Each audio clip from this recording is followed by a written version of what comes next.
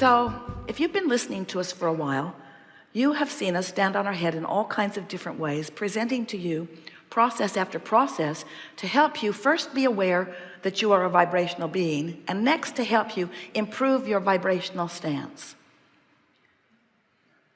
Today we're going to talk to you from inside the vortex, pulling out all the stops, calling you toward who you really are, by helping you to understand that this law of attraction, who really is your friend, has amassed all kinds of wonderful things for you. And in any moment of time, if you don't feel good, it's not because you're not worthy, and it's not because you haven't asked, and it's not because what you've asked for has not been answered. It's because you've been practicing a vibration that is a deviation from what you are asking for. We've noticed, as we've given you processes, that sometimes our processes and others help you to focus yourself more into alignment. But many of you offer so much effort, mostly, and in some cases only, when things aren't going well. In other words, you wait until you're sick before you start intending to be well. You wait until something isn't going well before you focus upon it at all. In other words, it's almost like you've become so problem-oriented that you're sort of stuck in the vibration of the problem much more than you intended when you decided to come forth. Oh, you knew there would be variety. You knew there would be contrast. You knew that the contrast would help you to sharpen your focus. You knew, even if you were a one-celled organism, that this contrast that surrounded you would help you to define new desires, and that the evolution of your species would be about that. You knew all of that. So you came fully understanding contrast and embracing it, because you knew then, the larger part of you still knows, that when a problem comes into focus, the solution does too. We just want to help you get more solution oriented faster by being more sensitive to your emotions early on, so that you catch those off thoughts, those off memories, those off beliefs, those off vibrations before they get such a foothold that then they really have your attention. It's so much easier to catch them in the early subtle stages than to wait until it is more full-blown in your experience. So toward that end, we're going to make a very striking analogy for you. We really want you to hear this above all things you've ever heard. Did you read Ask and It Is Given? Did you read 22 Processes? This trumps all of them. And here's why. Vibration is everything. So let's say that you are experiencing shortage of dollars, shortage of financial prosperity, or anything really. We're talking about dollars because we have the money and the law of attraction cards here. So you've worried, you've fussed, money is slow and seeming to get slower, and now you're beyond worried, you're fearful. And now you're determined that you're going to do something about it. And you've heard that Abraham, that's us, has written brilliant affirmation cards. It's true. It's true. This is the best combination of words to attract money that has ever been put together in human experience. We are very proud of these cards.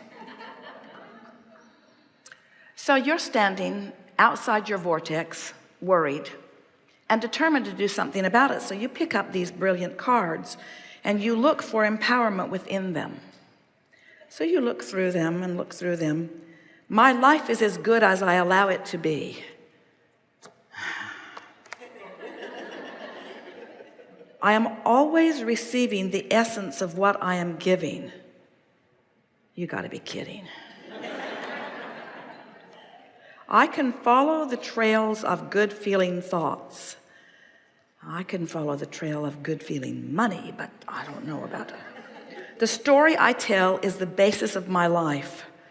I'm in deep doo-doo. I am the creator of my own life experience. These are not helpful cards. I can see my world through the eyes of Source. I would like to punch out the eyes of source. I can deliberately choose to feel better now.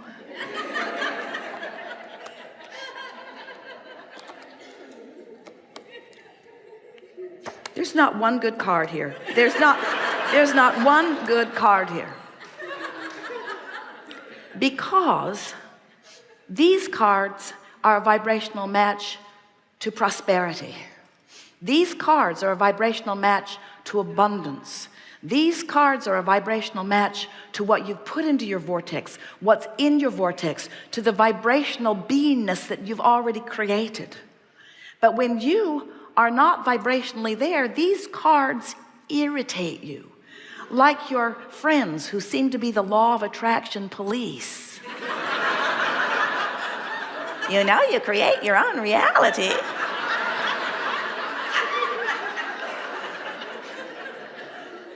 So what we're wanting you to understand is that when you are outside the vortex, when you are in that vibration of resistance, when you're down, when you're feeling negative emotion, that is not the time to gird up your loins, to get your lips stiff, especially the upper one.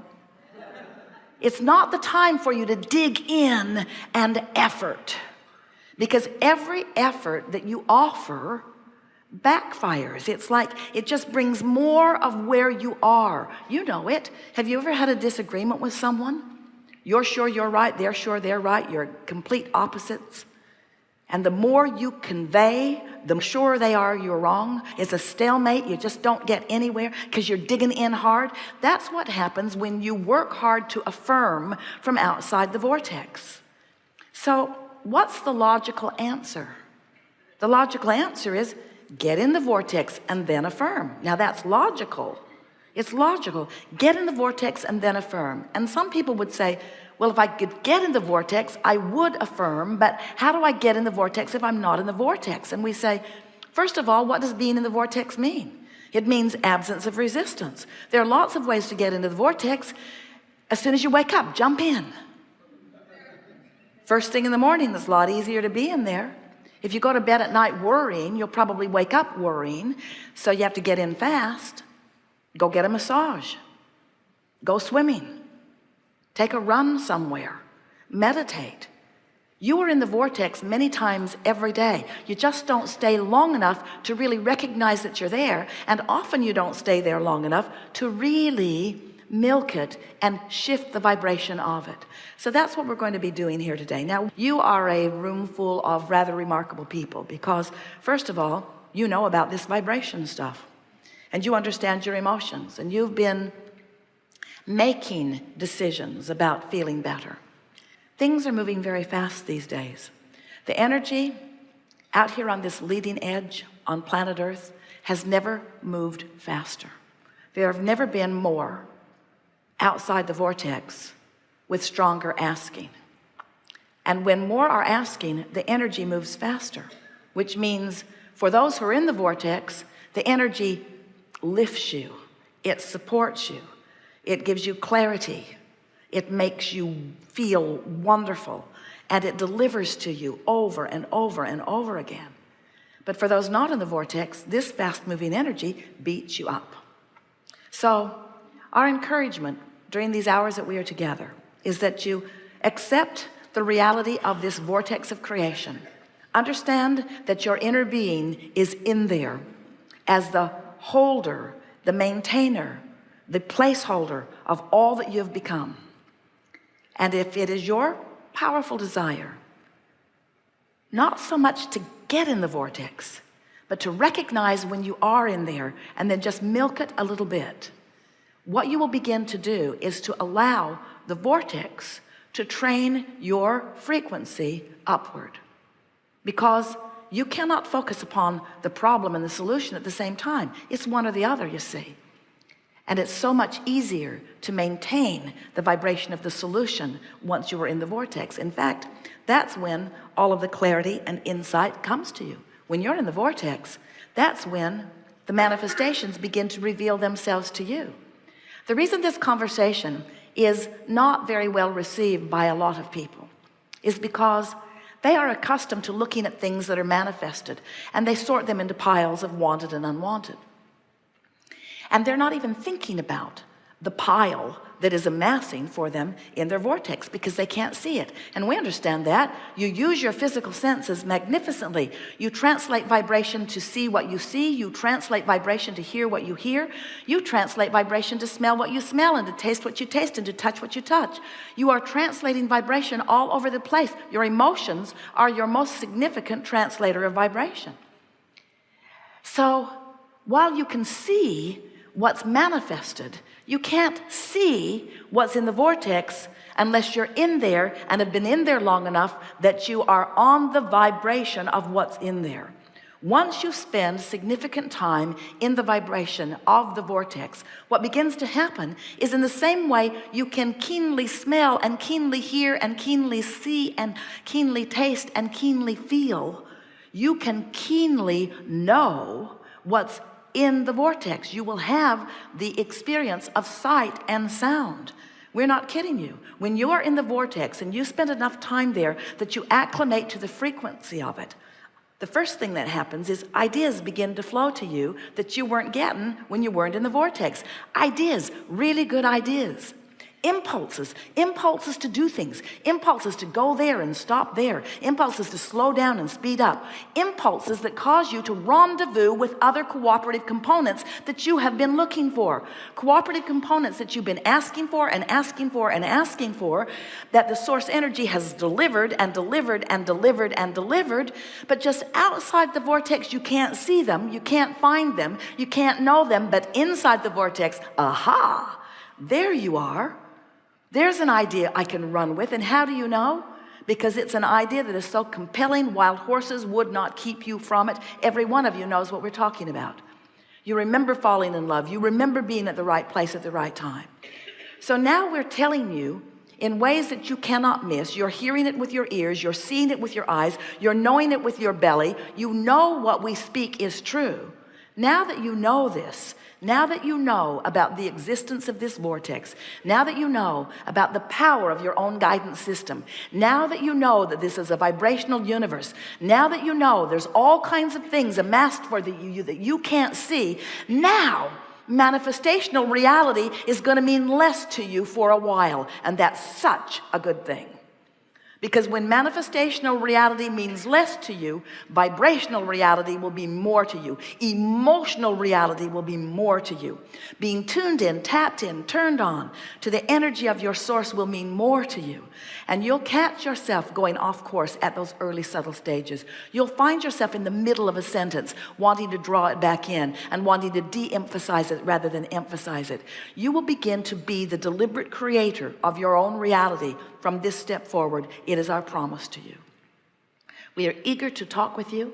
Get a little wound up here, because you have to understand, we've seen what's in your vortex. We know what you've lined up, and our eagerness is about you discovering the fulfillment of it. But friends, not because we're excited about the manifestation. We are, sort of. But because we are thrilled with knowing what it feels like to you to sync up, to sync up, to sync up with who you are. You came for the passion of life, not for the trucks. You came for the passion of life. You came for the emotion of life. You came for the feeling of life. You came for that worthy, proud, good feeling of a powerful creator. That's who you are. That's why you're here.